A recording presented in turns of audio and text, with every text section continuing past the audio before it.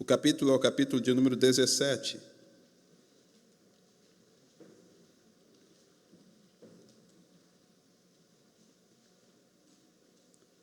Capítulo de número 17. O verso é o verso de número 32. 1 Samuel, capítulo de número 17, e o verso de número 32. A epígrafe aqui, acima do verso 32, vai dizer assim: Davi dispõe-se a pelejar contra o gigante. E Davi disse a Saul: não desfaleça o coração de ninguém por causa dele. Teu servo irá pelejar contra este filisteu. Feche os seus olhos. Se você puder, coloque a mão no teu coração. Pai, muito obrigado por estar na tua casa. Obrigado, Senhor, pela tua graça, pela tua presença. Obrigado porque hoje o Senhor marcou este encontro com as nossas vidas e nós vamos carimbar o passaporte para a vida eterna. Sonda, Senhor, o nosso coração. Perdoe, Senhor, as nossas falhas, nossas mazelas, os nossos erros, pecados, tudo aquilo que cometemos que não te agrada. Lava-nos, Senhor Jesus, no sangue precioso, o sangue que foi vertido ali na cruz do Calvário para a remissão dos nossos pecados. Senhor, manifesta, Pai, a tua graça sobre nós, a tua glória sobre cada um desses que aqui estão presencial e esses tantos que estão nos assistindo online agora, Pai. Que a tua glória, Senhor, invada cada ambiente, cada casa, e que o Senhor mude história, que o Senhor mude situações. Senhor, o Senhor conhece todos os nossos medos, todos os nossos anseios, tudo aquilo que temos, Senhor, guardado, depositado no nosso coração, o Senhor bem conhece, e nós apresentamos, Pai. Ainda que alguns não tenham coragem de falar, Senhor, a sua dificuldade, aonde dói, aonde aperta o coração, mas o Senhor bem conhece, ó Pai, e sonda, Senhor, todo pensamento e sabe o que ele e ela agora está pensando, ó Pai. Senhor, esquadrinha os pensamentos, manifesta, Senhor, o teu poder, aniquila, Senhor, toda obra contrária, tudo aquilo que não provém de ti, e que a tua palavra, Senhor, surta o efeito desejado, que a tua palavra encontre guarida, Senhor, nesse coração ferido, nessa alma machucada, e que o Senhor transforme, molde, trabalhe de forma sobrenatural. Nós estamos aqui porque cremos na tua palavra e cremos que o Senhor vai vir buscar a sua igreja, um povo santo, zeloso de boas obras, ó Pai. Fica conosco, Senhor. No nome de Jesus nós te agradecemos. Amém e amém. Tome teu assento, você que pode, você que está aí na sua casa, no conforto do seu sofá, talvez na cama, onde você estiver. Que você fique muito à vontade para sentir esta presença gloriosa, muita vontade para ouvir aquilo que Deus tem reservado para o teu coração e para a tua vida. O texto que nós estamos aqui apreciando narra uma das maiores histórias da Bíblia Sagrada. Uma história onde um menino, ele acaba fazendo uma maior proeza, a proeza maior ali naquela ocasião, onde ninguém conseguiria chegar, aonde ninguém conseguiu ir. Este menino, que talvez ninguém acreditou, que ninguém deu crédito, este menino fez, principalmente por quê e por que ele fez isso? Porque ele estava com a presença do Deus Todo-Poderoso. Então não importa aquilo que você tem, não importa a sua fragilidade, não importa quem você é, mas o importante é ter a presença deste Deus Todo-Poderoso aonde quer que você ande, aonde quer que você plante, aonde você colocar a planta dos seus pés, que esta presença gloriosa também possa te acompanhar. Aqui narra a história onde os filisteus agora começam a guerrear, travar guerra, travar luta contra o povo de Israel. E agora eles se encontram num determinado lugar e outro em outro, e eles estão prestes a começar uma guerra, prestes a começar uma luta, prestes a travar uma batalha.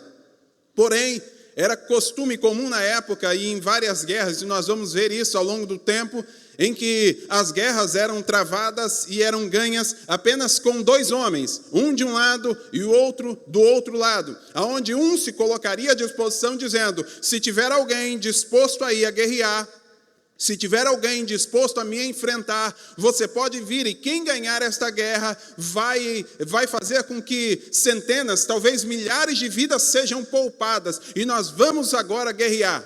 E alguém se colocaria à disposição e travaria esta batalha, um a um, como diz o ditado, mano a mano.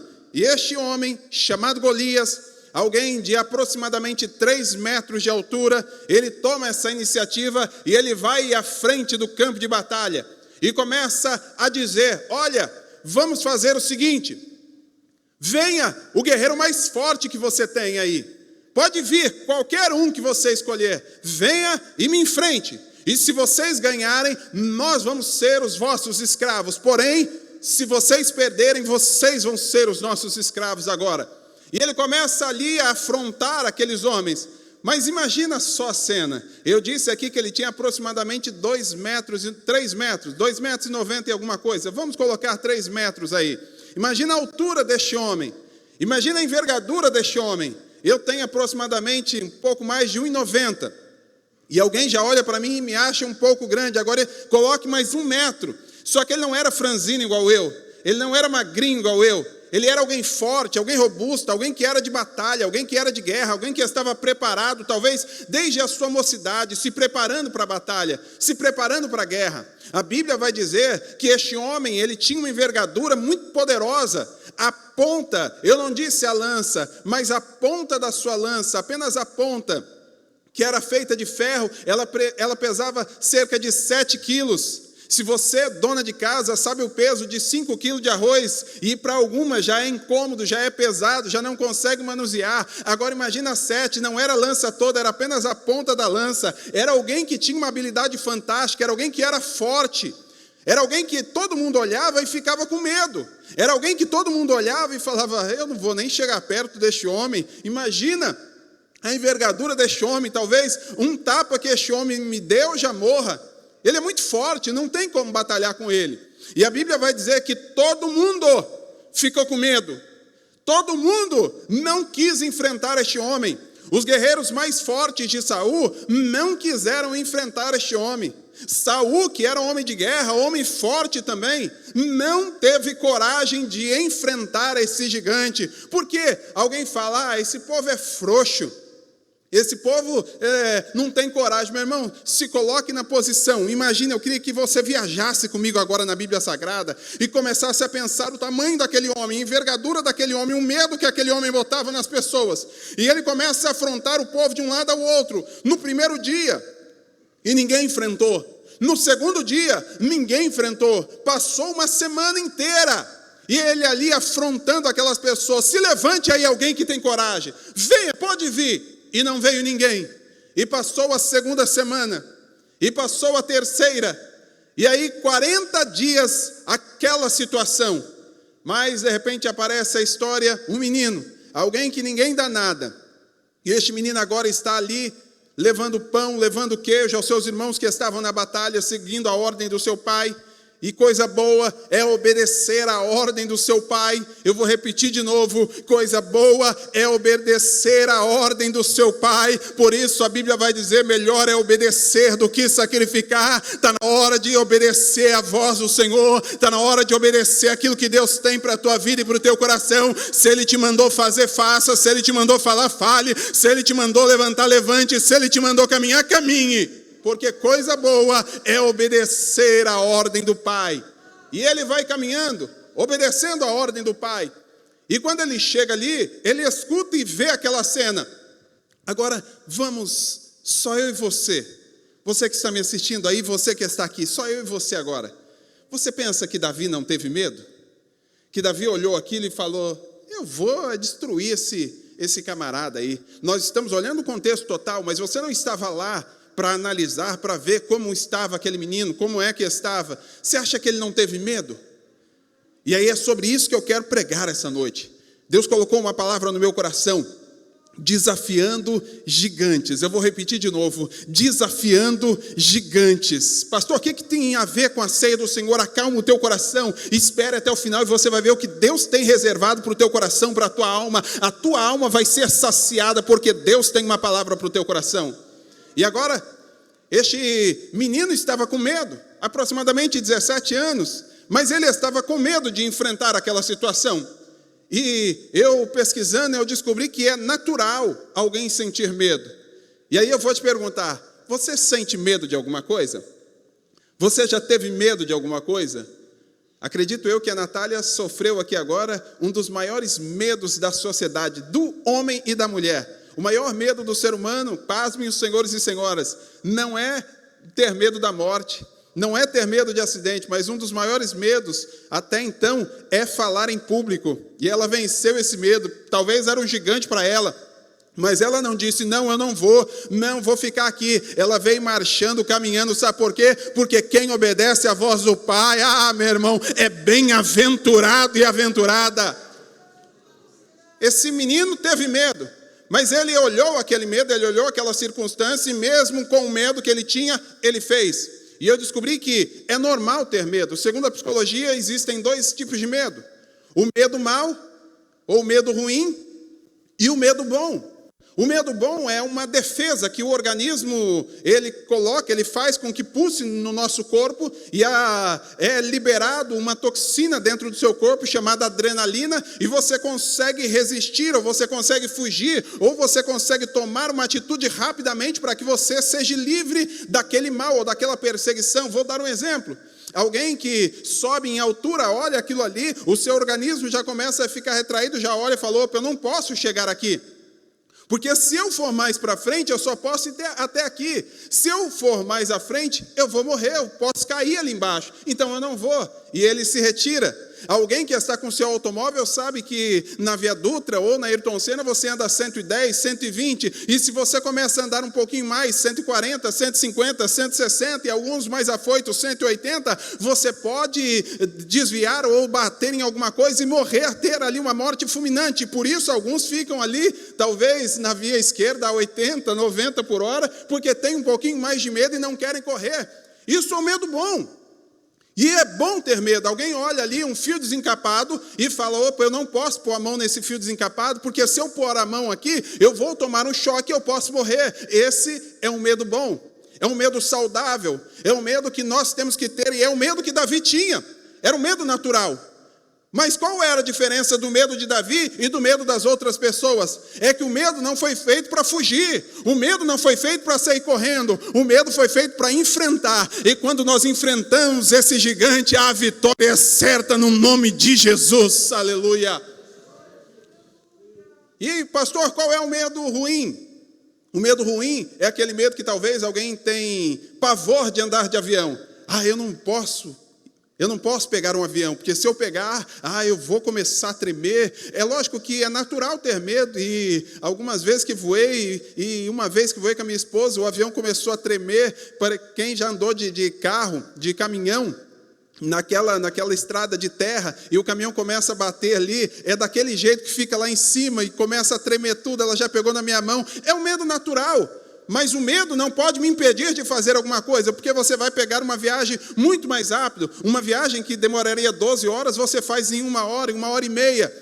O que eu não posso é ficar com medo ao ponto de dizer, não, eu não vou fazer isso, eu tenho pavor disso daqui. Ou talvez alguém, e é natural, alguém sentir medo de agulha. Quem aqui nunca sentiu medo de agulha? O médico olha, a enfermeira olha e fala, olha, você vai tomar uma injeção agora. E você coloca o braço ou o glúteo ali, você, ai meu Deus, e agora? Mas existem pessoas que têm pavor e falam, não, eu não vou nem chegar lá perto. Esse é um medo mau. Esse é um medo ruim, que eu não posso deixar esse medo dominar a minha vida. Mas quantos medos nós temos? Quantos traumas de medo nós temos? E as pessoas, elas acabam não conseguindo vencer os traumas da vida, não conseguem vencer os desafios da vida, não conseguem chegar mais perto da presença de Deus, simplesmente por conta do medo. E o medo faz parte, eu já disse aqui, e é bom ter medo, mas o problema é quando o medo extrapola, quando o medo me faz ficar numa zona onde eu não consiga romper aquela dificuldade e fazer aquilo que eu deveria fazer. Esse medo é prejudicial. E Davi agora, ele olha, todo mundo estava com medo. Acredito eu que Davi também estava com medo. Mas Davi falou, não, eu não vou de qualquer maneira, eu não vou de qualquer jeito, eu vou me preparar. E como é que eu vou me preparar? Eu vou me preparar no nome do Senhor dos Exércitos, e se Ele estiver comigo, a vitória vai ser certa, porque Ele é fiel, aleluia. E agora, eu já disse aqui que é natural ter medo, todo mundo tem algum tipo de medo. Talvez algumas pessoas têm medo de escuro, outros têm medo de assombração, outros morrem de pavor de chegar em um cemitério, outros têm medo de falar de Jesus, outros têm medo de se identificar como cristãos, outros têm medo de subir em um altar ou falar a pessoas e dizer alguma palavra ou uma oração. Esses medos são naturais da vida. O problema é quando eu não consigo vencer esses medos. A depressão é um medo que aflige a humanidade neste século, e algumas pessoas não conseguem vencer este medo, não conseguem vencer e ficam enclausuladas. Sabe por quê? Porque você não consegue vencer isso sozinho. Davi não conseguiria vencer aquilo sozinho. Davi precisava de alguém. Quem era este alguém? Era a presença do Espírito Santo que estava na vida dele. E quando nós temos esta presença, e mais ainda quando nós temos amigos que tenham a presença do Espírito Santo, meu irmão, aí você consegue fazer tudo. Sabe por quê? Porque ninguém vai para o céu sozinho. Nós vamos para o céu juntos. Eu preciso de você, você precisa de mim. Nós precisamos um dos outros. E aí nós precisamos entender estes medos. Algumas pessoas têm medo da morte. E com este vírus que vem assolando o nosso planeta, as pessoas ficam, e agora? Eu não posso fazer, eu não posso ir. E as pessoas estão enclausuladas com medo disso, com medo de morrer. Me perdoem, eu sei que existem pessoas que têm medo bastante disso, mas eu preciso falar, eu não tenho este medo. Se Jesus quiser me matar agora, ou me levar agora, ou de repente eu ter algum acidente, eu falo isso para alguém, a pessoa fica, não, pastor, pelo amor de Deus, não fala um negócio desse. Meu irmão, isso daqui vai passar, a vida vai ficar aí 70, alguns 80, outros 90, mas é enfado e canseira de vida. A nossa pátria não está aqui, a nossa pátria é no céu, e se você não quiser chegar no céu, tem alguma coisa errada com você. Pastor, é porque a sua vida é ruim. Não, a minha vida é muito boa, eu amo a minha vida, eu amo a minha esposa, eu amo as minhas filhas, mas eu sei que Jesus é melhor do que tudo isso aqui nessa terra, e que Ele vem buscar a sua igreja, eu preciso me preparar para tal. Eu preciso entender que eu preciso vencer esses medos, eu preciso vencer esses traumas, eu preciso vencer essas dificuldades, porque isso vai me impedir de ser uma pessoa vitoriosa na face da terra. Se Davi não tivesse enfrentado aquele gigante, Davi não teria sido o rei de Israel. Pastor, mas Deus já tinha um plano? Tinha, mas Davi precisaria enfrentar aquele gigante. Sabe por quê? Porque o que Deus tinha na vida de Davi era maior do que o gigante. O que Deus tem na tua vida é maior do que esse gigante que você está enfrentando. Pastor, só não tem medo? Eu tenho medo de várias coisas.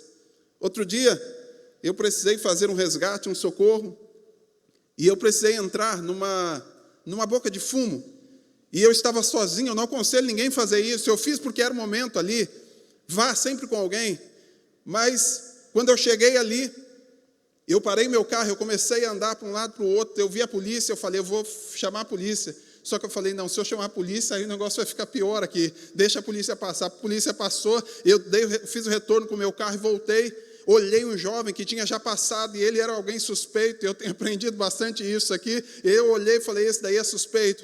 Eu parei o carro, olhei para ele e falei, ei, você, aonde que está fulana de tal? Ele olhou para mim e falou, mas quem é você? Eu falei, pode ficar tranquilo, eu não sou polícia não. Eu vim aqui resgatar essa pessoa que está aqui assim, assim, assim, porque amanhã é aniversário dela, eu preciso vir buscar ela aqui. Ele olhou para mim e falou, é verdade, é aniversário dela amanhã mesmo. Você chega no lugar certo, sabe por quê? Porque quem tem a presença do Espírito Santo tem direcionamento de Deus. E eu olhei para ele, ele ficou assustado, mas ele falou, vamos lá. E eu entrei naquele lugar. Quando eu entrei, já apareceu um atrás de uma árvore, não tinha lugar, era um vale mesmo, um mato, assim, todo fechado. Já saiu um atrás de uma árvore, saiu o outro atrás da outra árvore, o outro já ficou escondido do outro lado, já saiu umas 5 pessoas ali. Eu olhei aquilo e falei, Jesus, é agora, vem comigo, Senhor. Eu já disse que eu não aconselho ninguém a fazer isso sozinho, sempre vá com alguém, mas Deus havia me impulsionado para fazer, e era a oportunidade que eu tinha naquele momento de assim fazer. Quando eu cheguei ali, pastor, o senhor não teve medo? É lógico que eu tive, meu irmão. Você chega numa boqueira, você chega num lugar, é de risco, é de difícil acesso, você chega ali para resgatar uma pessoa, o que as pessoas não te conhecem, não sabem quem você é, não sabem a sua história, não sabem nada de você, e começa ali tudo a te olhar torto, um de lá, outro de cá. Com certeza alguém olha e fala, vai fazer mal. Mas quem tem a presença do Senhor sabe que o anjo do Senhor acampa-se ao redor daqueles que o temem e os livra de todo mal. Eu cheguei ali, ela veio até o local onde eu estava, as pessoas que estavam ali à volta, olhou, ela disse, está tranquilo, eu conheço ele, pode deixar ele, sumiram, do mesmo jeito que apareceram, sumiram. E aí daqui a pouco eu conversei com ela, no outro dia voltei lá para resgatar, foi bênção, graças a Deus, e tenho orado por isso, para que Deus complete a obra, e eu creio, aquele que começou a boa obra, Ele aperfeiçoará. Pastor, mas por que o senhor está dizendo isso? É porque Deus conta com valentes, comigo, com você, para se levantar e fazer a diferença na face da terra. Deus não te chamou para ficar parado, Deus não te chamou para ficar com medo de tudo e de todos. A Bíblia vai dizer, eu não te dei um espírito de temor, de covardia, mas eu te dei um espírito de ousadia. Oh, aleluia! O Senhor nos deu este espírito de ousadia, e era esse mesmo espírito que estava na vida de Davi. Por isso que Davi enfrentou. Só que quando Davi chega ali, Saul começa a falar com ele, mas você não tem experiência. Você é menino franzino ainda, você não é homem de guerra, esse homem é homem de guerra desde a sua mocidade. Você não vai vencer ele. Segura essa palavra aí. Você não vai vencer ele. Você não tem capacidade nenhuma para vencer ele. Quantas pessoas olham para nós e veem em nós a deficiência que nós temos? E quantos de nós olhamos para nós mesmos e vemos as dificuldades que nós temos, mas segura essa palavra aí que é para você. Aonde você olha para você mesmo, ou para a situação, aonde você vê dificuldade, Deus enxerga possibilidades. Você olha e fala, mas Senhor, eu não vou aguentar. Senhor, essa dificuldade é muito grande. Deus olha para você e falou, está aí a oportunidade que eu queria tanto te dar. Para quê? Para você crescer, para você romper, para você vencer. Aonde você está vendo dificuldade, Deus está vendo possibilidade de você crescer na presença dEle. Por isso não temas, porque o Senhor dos exércitos é contigo. Não temas, crê somente, porque Deus vai fazer você prosperar nessa terra. Davi agora, ele ouve aquilo. E quanto de nós não ouvimos? Você não vai conseguir. Você não tem capacidade. Você não pode fazer nada. Você não tem como fazer. Das montanhas e vales, desertos e mares, que atravessam, me levam para perto de ti. Preste atenção. Minhas provações não são maiores que o meu Deus, e não vão me impedir de caminhar. Se diante não se abrir o mar, Deus vai me fazer andar por sobre as águas, rompendo em fé minha vida.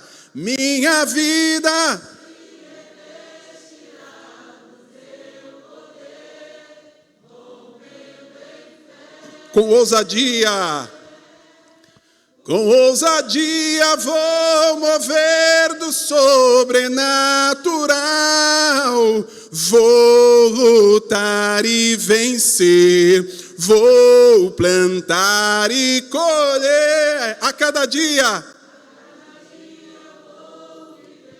rompendo em fé, aleluia. Aonde você está vendo dificuldade, Deus está te dando a oportunidade para você crescer. As montanhas e vales, desertos e mares não vão te impedir de caminhar na presença dEle.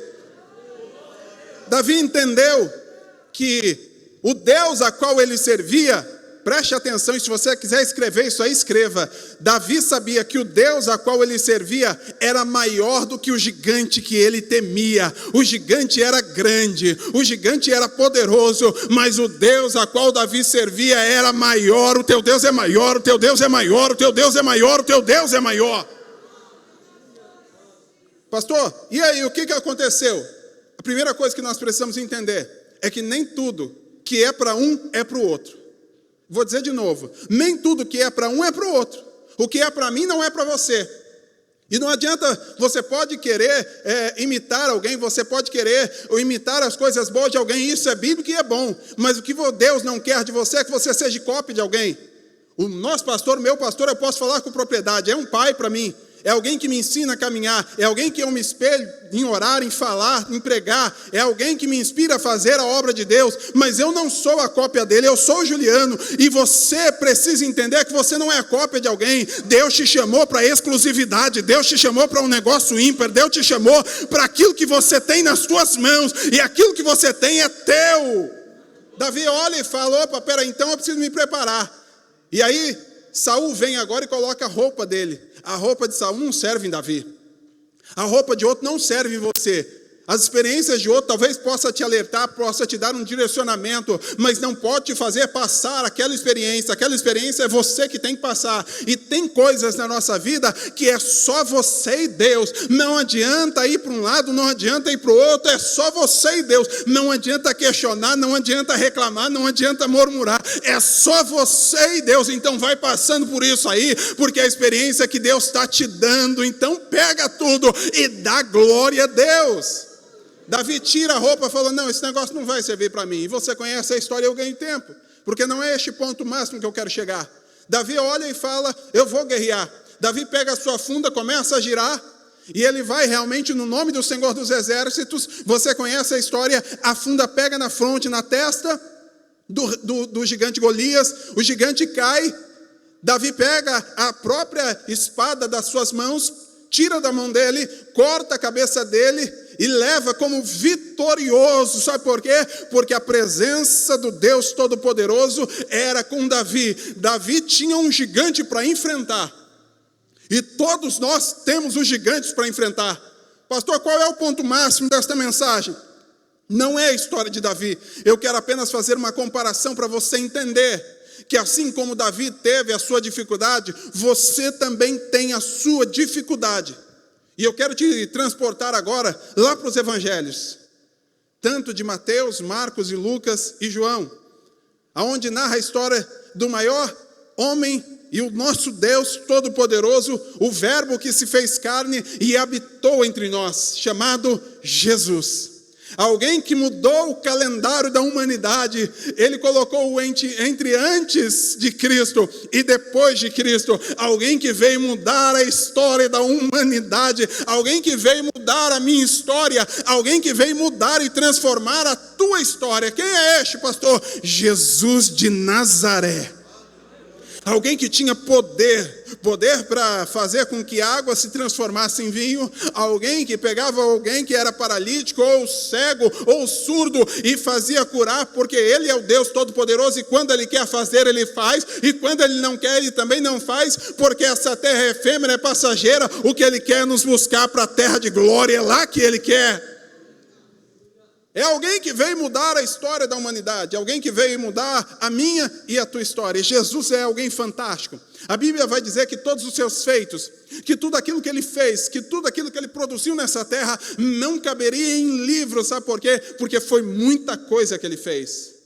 Nós temos algumas partes, alguma coisa do que Jesus fez, mas Jesus é muito maior, é muito mais grande, é muito mais poderoso do que nós imaginamos. Ele tem realmente todo o poder nos céus e na terra.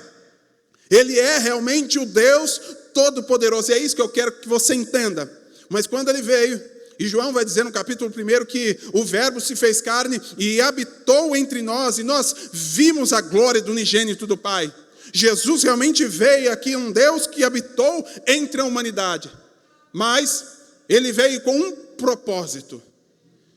E o que nós precisamos entender, como Davi tinha um propósito, como Jesus tinha um propósito, você também tem um propósito.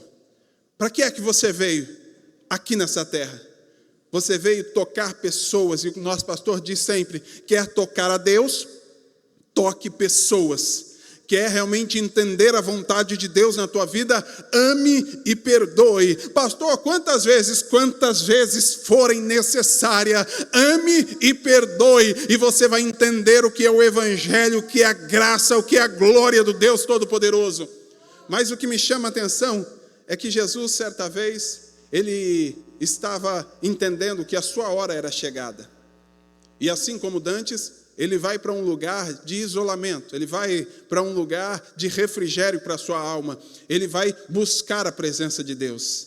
E é tão interessante, é tão forte isso, que os seus discípulos haviam visto ele curar, os discípulos haviam visto ele ressuscitar Lázaro, os discípulos viram ele fazer grandes milagres, os discípulos viram ele expulsar demônio, mas os discípulos não disseram para Jesus: Jesus, me ensina como é que eu ressuscito alguém.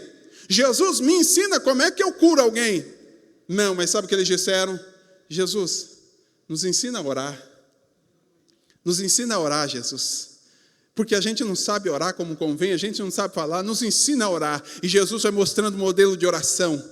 E o modelo de oração para a gente entender os nossos medos é a canção que nós entoamos aqui: Pai nosso que estais nos céus, santificado seja o teu nome, venha a nós o teu reino, seja feita a tua vontade, assim na terra como no céu. Aleluia! Nós precisamos entender o que Jesus quer de nós. E agora Jesus está se retirando ao Getsemane, assim como dantes, e nos 4 evangelhos vai dizer que Jesus já havia visitado aquele lugar por várias vezes. No evangelho onde João escreve, ele vai dizer que Judas já sabia que ele ia estar ali, porque ali ele já tinha estado várias vezes ali. E agora ele começa a orar, e ele chama os seus discípulos amados e fala: olha, vocês 3 fiquem aqui, porque eu vou ali a distância de um tiro, vou ficar ali, mas vocês fiquem aqui vigiando, fiquem aqui orando comigo. E Jesus começa a orar: Pai, me ajuda, Senhor, me permita aqui, mas eu vou ser bem franco e bem honesto aqui. Imagina você e eu orando: Pai, eu não vou aguentar esse negócio. Pai, está muito difícil, é muita provação, é muita angústia, eu tenho medo, Senhor, disso daqui. E Jesus está ali com medo, ele está com medo. Pastor, mas o senhor diz que ele é Deus, mas ele estava encarnado e ele precisava sentir a dor e a necessidade e a angústia que eu e você sentimos. E agora ele começa a orar: Senhor, me ajuda, porque eu não vou aguentar. Senhor, tira isso de mim. Senhor, se possível for, Senhor, afasta de mim essa agonia, afasta de mim esse cálice. Não deixa eu passar isso não, não deixa eu passar esse negócio não.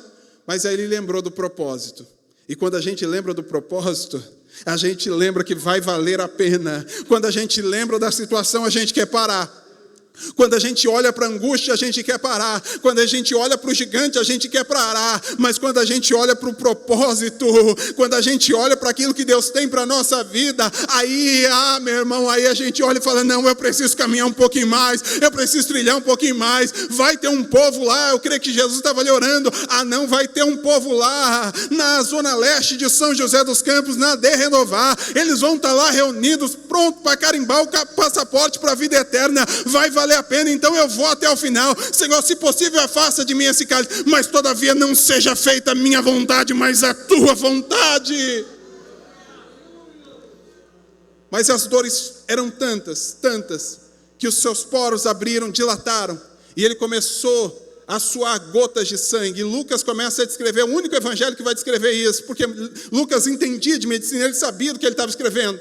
E as dores eram tantas. Não tem aquele dia que você não está aguentando mais nada, não tem aquele dia que você olha e fala: mas Senhor, aonde eu olho eu tenho dificuldade, Senhor, aonde eu olho tem problema, Senhor, aonde eu olho eu não consigo ver perspectiva de nada, aonde eu estou olhando não vai acontecer nada. O que eu vou fazer, Senhor? Como é que eu vou fazer isso? Como é que eu vou fazer aquilo? Como é que eu vou fazer com meu filho? Como é que eu vou fazer com a minha esposa? Como é que eu vou fazer no trabalho? Como é que eu vou fazer com essa pandemia? Como é que eu vou fazer isso? Senhor, eu não vou aguentar, Senhor. Mas aí você lembra do propósito. Qual é o teu propósito? Pastor, eu ainda não sei qual é o meu propósito. Então você precisa entender Gênesis 1:26. Você não é qualquer pessoa, você não é qualquer um, você é imagem do Criador, você é imagem do Deus Todo-Poderoso. E aí você lembra do propósito. Qual é o propósito? Qual é o propósito de enfrentar o gigante? Qual é o propósito de enfrentar os medos? Qual é o propósito de enfrentar tudo isso? Qual é o propósito? E aí você entende o Salmo 121. Essa semana, pastor Rafael e eu estivemos na Zona Sul. Quero mandar um abraço para todos ali da Zona Sul. Mas ali, conversando com o pastor Samuel, eu disse ali para ele, não me lembro se foi num dia antes ou depois, mas eu disse para ele: olha, assim como você olha esse dia, e está um dia nublado, aquele dia feio que você olha e fala: ixi, hoje o dia está bom para ficar na cama. Não tem aquele dia assim? Hoje não estou com vontade, não estou com pique de nada. Diferente de hoje, que amanheceu aquele sol realmente ensolarado.